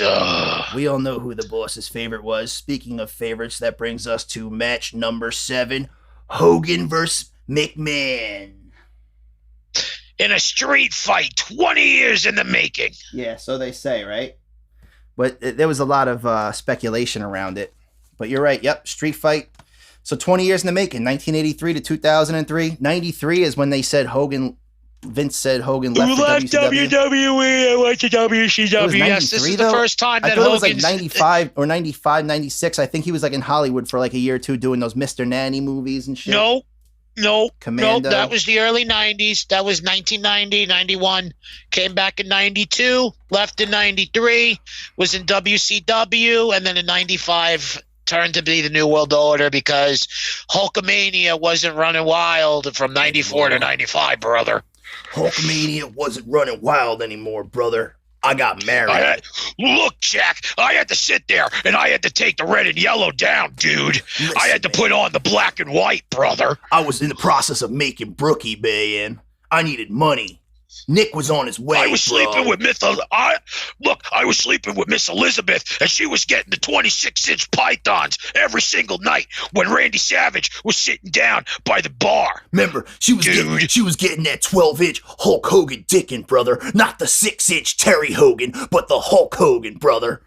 Miss Elizabeth got the same thing that Bubba the Love Sponge's wife gets every night, oh, man, brother. Yo, that's fucked up. God bless Miss Elizabeth, bro. Sorry for that shit. We're going to hell, but hey, man, it's all in good love. It's all part of the industry, bro. Part of the industry. It's entertainment. I hope people still joke around when I'm dead, and then talk about you, but joke around about you still. Like, keep your spirit alive. I'm not one easily offended, but it was a dope vignette. You walked out on me, Hogan, to WCW. Hogan testified against Vince, and he forgave him. I said... Steroids! He forgave that money train. Yeah, of course he was going to forgive that money train. But I haven't seen Vinnie Mac train this hard since he was drinking raw eggs to verse Mr. 316 Austin himself. When Shane was like, come on, Dad, drink it down. Vince was a lot bigger in this than he was when he fought Stone Cold. I know, but I'm saying I haven't seen him train this hard in general. Yeah, he definitely had a lot more roids in his ass, but I'm saying... I haven't seen him train this hard since fucking since he had to fight Stone Cold. Hey, Sean, I got 30 cc's. I need you to put it up my ass. I mean, the only thing I had with this, bro. Do it or you're fired. I had a quarrel because there was a live guitarist playing Hulkster's theme, and I don't know if it was like Limp Bizkit's guy that was there at the time, because there might not have been another guitarist in the building, but it sounded nothing like any of his previous entrances. Didn't sound like real American. It was supposed to be he was still coming out to Jimi Hendrix theme that he did in WCW, but since WWE didn't want to pay Jimi Hendrix's family the money to get the song like Turner did, they should have Jim Johnson did his own version. It was horrible. Standing next to a mountain, chop it down with the edge of my hand. That would have been such a better fucking theme song, bro. Exactly. Just pay the $500,000 to use the song. You guys could end up copywriting it and putting it in your own library. I mean, you guys made that on T-shirt sales, like you did with all the Motorhead songs. Fucking assholes. Yeah, different times. I mean, time to play the game. This is a grudge match. Bow down to the king. Give me a break. Or they did it for Evolution too. I see the lion in the sand. Yeah. Evolution. But I mean, this is a grudge match to say the least. McMahon always plays such a good stooge. Always has, always will. They're both McMahon plays a great heel, no matter what. They're both busted open pretty early on. I mean, I don't know, bro. This was right. I have to throw this in. I have to throw this in because this is so. If I don't throw this in, I will lose capability as a wrestling fan, and people will sit there and go, he didn't say it. He's Mr. Know-It-All. 3 weeks before this match happened,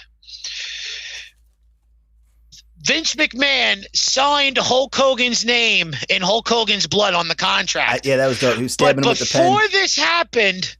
Before this happened, Hulk Hogan had a big promo mix-up. Hogan sat there and said, I was the right gay guy at the right time. And he drew back what he said, and he said, I was the right man for the gay guy. And then he had to redo it again a third time. He kept calling himself gay. He was like, those promo porno so I have to throw that in there. I'm not trying to make fun or anything. Vince was in there rubbing up on Hulkamania like, oil these guns up, Hogan. Hogan's like, you like that, Vince? I'm going to make you my top guy. Look, Vince, if you want to get down there, brother, you're going to have to sit there and you're going to have to give me the roids first, dude. Listen, Vince, if I'm going to join the Mr. McMahon Kiss My Ass Club, you're going to join the Suck the Hulkamaniac Python Club, brother. Pucker up. So, Hogan wasn't the right gay guy for the right time, apparently. Hey, man. I'd lose credibility if I didn't say it. Whatever floats your boat, bro. It's Pride Month. Salute to the prides, whatever you are, LGBTQ plus, whatever. So maybe it's Hogan, LGBTQAAIP plus STID, whatever the fuck else I can say. I don't know what else. Whatever floats your boat. Maybe Hogan wanted to take the yacht out that weekend. Hey, boss, what's good? Hulkamania, brother. But Piper's here. Gay guy for the right time. Piper's here. Hot Rod in the building. Kicking McMahon in his ass. McMahon's trying to get up. Kicks him in his ass again. And then he picks up the pipe. Hogan with a fucking steel pipe. Hits Hogan with a pipe. Double snot rockets, bro. Chris Benoit style, bro. Double snot rockets. Walks out. You think it's going to be over? Not quite. Vince is beating up Brian Hebner. I don't know. Is that Earl's fucking son or brother? Brian Hebner? Brother. The twins. Oh, okay. I didn't even know. Earl and Brian. Didn't even know Hebner brothers. But anyway, it's not a WrestleMania without Hogan. They were the first people to use twin magic. Switcheroo. In 1989. We discussed 1989. This was like second, third episode. We talked about that when we were discussing the Bella twins and shit and the other twins. But everything comes full circle. I don't think they even look alike, bro. I recognize Earl Hebner. I saw this guy and I'm like, back then, you could not tell the difference. As they got older, you can tell exactly who was who. Earl aged different, I think Earl is now a AEW referee. Is he? And he looks the same than when he looks the same when he was in WWE. I haven't even noticed, bro. It's been a while since I really Earl tuned into Hebner is in AEW. Lately. I've been kind of so caught up in life these past 2 months. I haven't really tuned in. Mike Chioda. Mike Chioda was the bless you. Mike Chioda was the second longest referee next to Earl Hebner. Mike Chioda, I think, is in AEW also. Yeah, Mike Chioda, I remember him too. He was also a longtime WWE referee. SmackDown referee. But like Scotty Armstrong. Scotty Armstrong was a WCW referee, and he's still in WWE to this day. Reffing on SmackDown. Who he is? Scotty Armstrong, yeah, he's the blonde hair referee guy for SmackDown. What the hell was that other blonde guy name that played Rick Nature Boy Jr.? Blonde hair.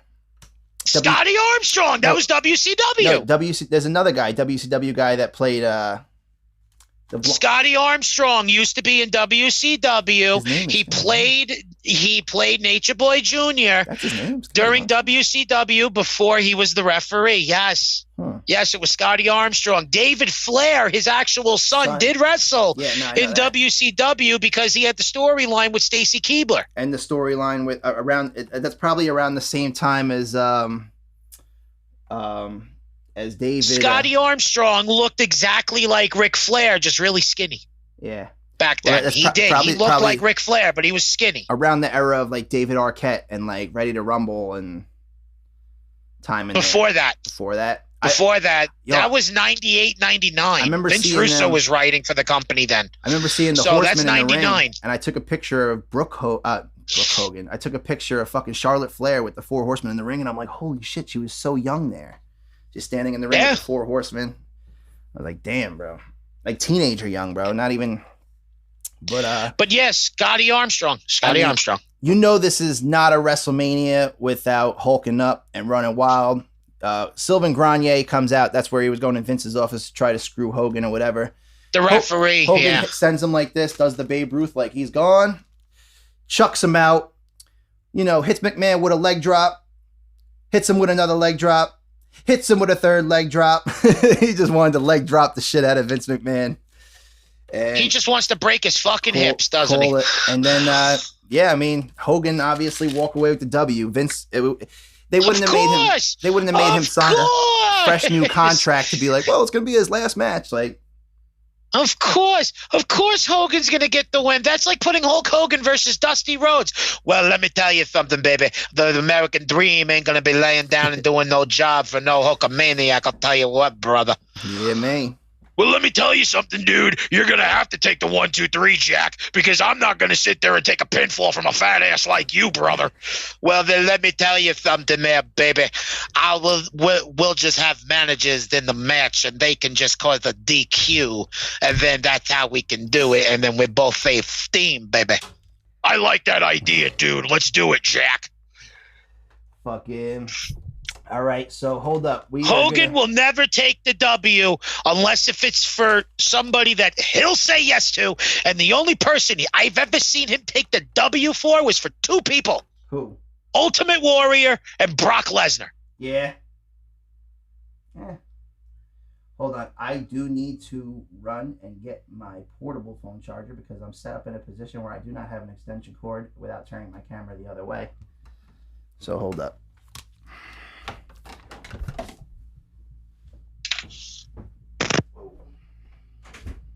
That works because I got to get iced tea.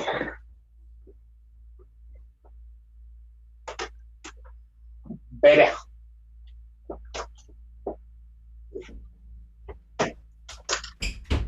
Yes, sir. We here. We are back, folks. We are back live. After the tune-in segment, did you hit him with a fucking commercial? He hit him with the be right back soon also.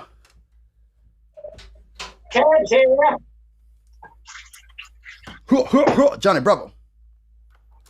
Do the monkey. Oh, shit. Get a nice cold one. I forgot to tell people to check out our sponsors in the description below. We have Dr. SQUATCH soap. Make your bowls smell clean before you go to your girlfriend's house next time. Know what I'm saying?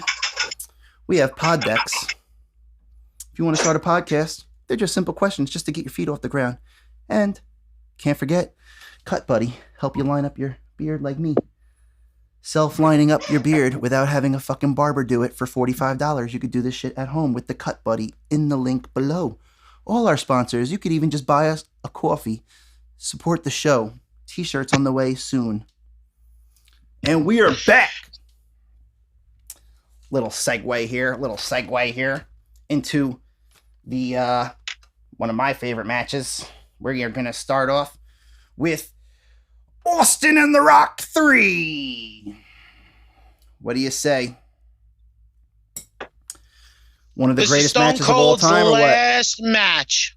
7-time WWE champ, a leading man in Hollywood. JR called him. If it's my opinion, the leader in Hollywood today's day and age, The Rock. This is probably my favorite rivalry, as I said earlier. My favorite vignette of all time. Two of the best, by far two of my favorites. I don't know if it's just biased because Limp Bizkit was playing during the vignette. I don't know. It was pretty badass. Like, it had like the crack addict. They were really pushing Limp Bizkit, even though that it was past his time. But, I mean, this is The Rock, his calm Hollywood theme. I hated that shit. The is cooking. It was the trailblazing thing. I love the trailblazing thing. Hated it. Hated that theme. Too calm for the most electrifying man in all sports entertainment. Too calm. Too calm.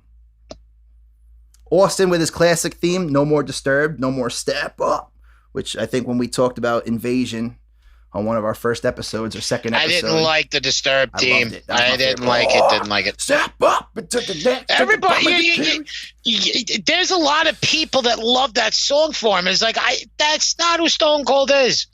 Glass Shatters by fucking Jim Johnson is the song. Yeah, you're right. That is true. Glass Shatters by Jim Johnson is actually a ripoff of Bulls on Parade. Wait, Glass Shatters is a ripoff of what? Bulls on Parade. Bulls on Parade by Rage Against the Machine. All right, I gotta listen to it. Stone Cold admitted it on his podcast. He said, you know, when I needed to go down for a theme song, Vince told me to go down to Jim Johnson. I gave him a CD of Rage Against the Machine. He pretty much came up with he pretty much ripped off Bulls on Parade. I'm gonna have to look it up. Never heard it, but I definitely want to hear it now. But yeah, he had his classic music. This is another huge grudge match. Both men gave their souls in this match, and I think given the circumstances, Austin beating Rock twice, Austin knowing it's his last match, whether he was limited or not to what he was actually able to do is a whole nother factor in itself. So 100%. It could have been even more explosive, but if this was his last match and he needed to kind of take the bow out and, as we say, pass the torch, for The Rock to become the top guy, this was a way to do it. Even though Rock was probably going back to Hollywood anyway. We didn't know at the time. We were kids. We were like, we hope he stays, but he might be gone. The Scorpion King is leaving again.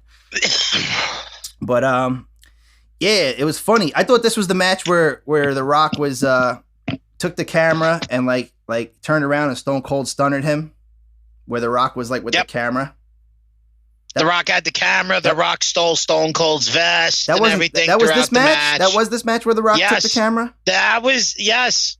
What? This was the match where he took the camera, walked around, hit him with it, and then after that went over to the fucking announcer table, put on his vest, started strutting around like fucking Jeff Jarrett and Ric Flair and everything in the jacket. Yeah, that was this match. All right. Yeah, I know. He threw his vest on. What's up?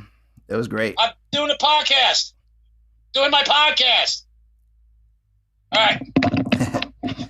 But yeah, he threw the vest on. He had a quick bath. And I say bath because instead of a beer bash, however, well, a bath is just water. He had the water. Exactly. So I wouldn't say water bath, but it's the people's water. Luthez Press, one of my favorite video game signatures to this day. I always loved that, where Austin Irish whip him on the ropes and then jump up on him. Luthez press, yeah. Always one of my favorite. And stomping mud holes and walking him dry. Another one that's turnbuckle.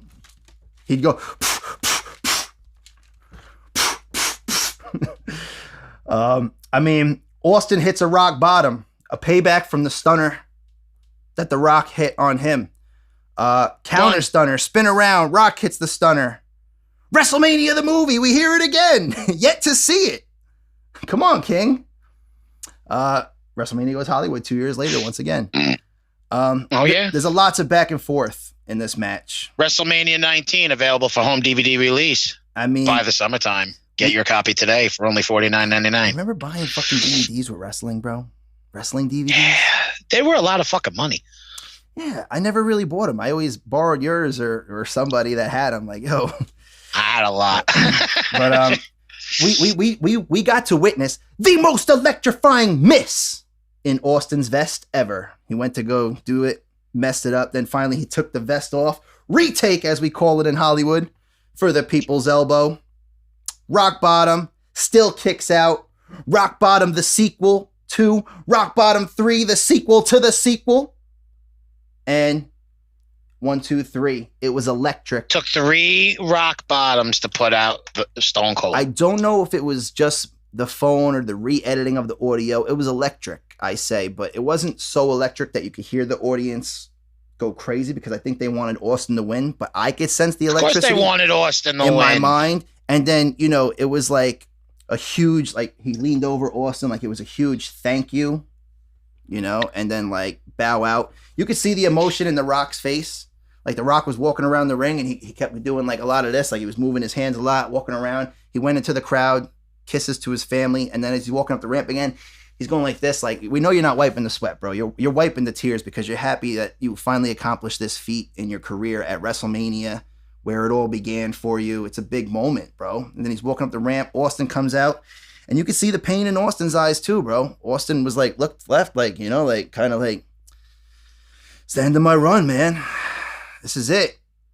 Hell yeah. Go to the top of the ramp. Give them one more of these, bro. WrestleMania. But you're bowing out. And it just so happens the next night ended up being Rock Appreciation Night. And then Goldberg. I mean, wait, that was the next night?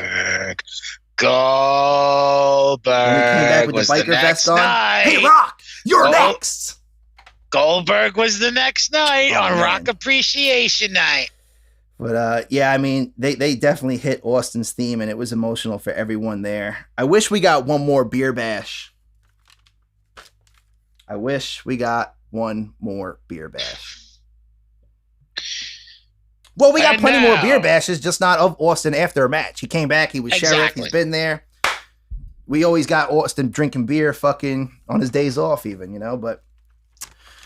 And now it is time for the main event of the evening.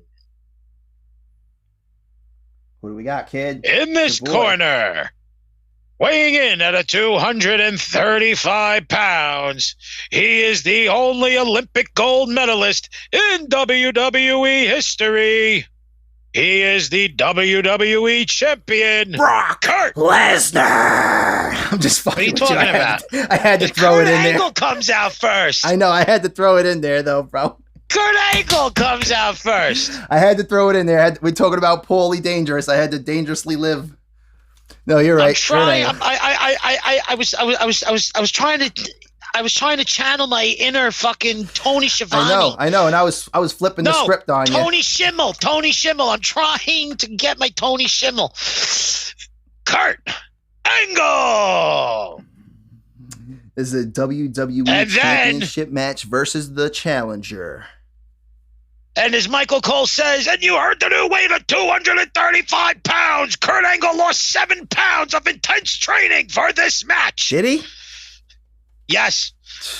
Lost 7 pounds in order to wrestle fucking Brock Lesnar. I mean, this is when I liked Brock Lesnar, though. This is like pre-MMA. Lesnar was on fire right now. Lesnar was on fire. Pre-whatever. Like, he was just Brock Lesnar, bro. This is like... Lesnar was on fire at this point. So this is his first Lesnar was already...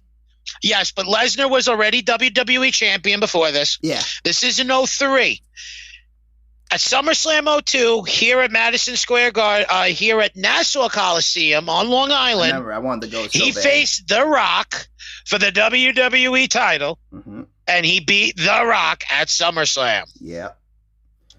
For the WWE Championship. I mean, this is PS2 Here Comes the Pain era Brock Lesnar. Yes, 100%. Like, this is everybody's favorite Lesnar. Yeah, this was my favorite Lesnar. This was like when I used to do the video games and beat Brock Lesnar and fuck everybody up.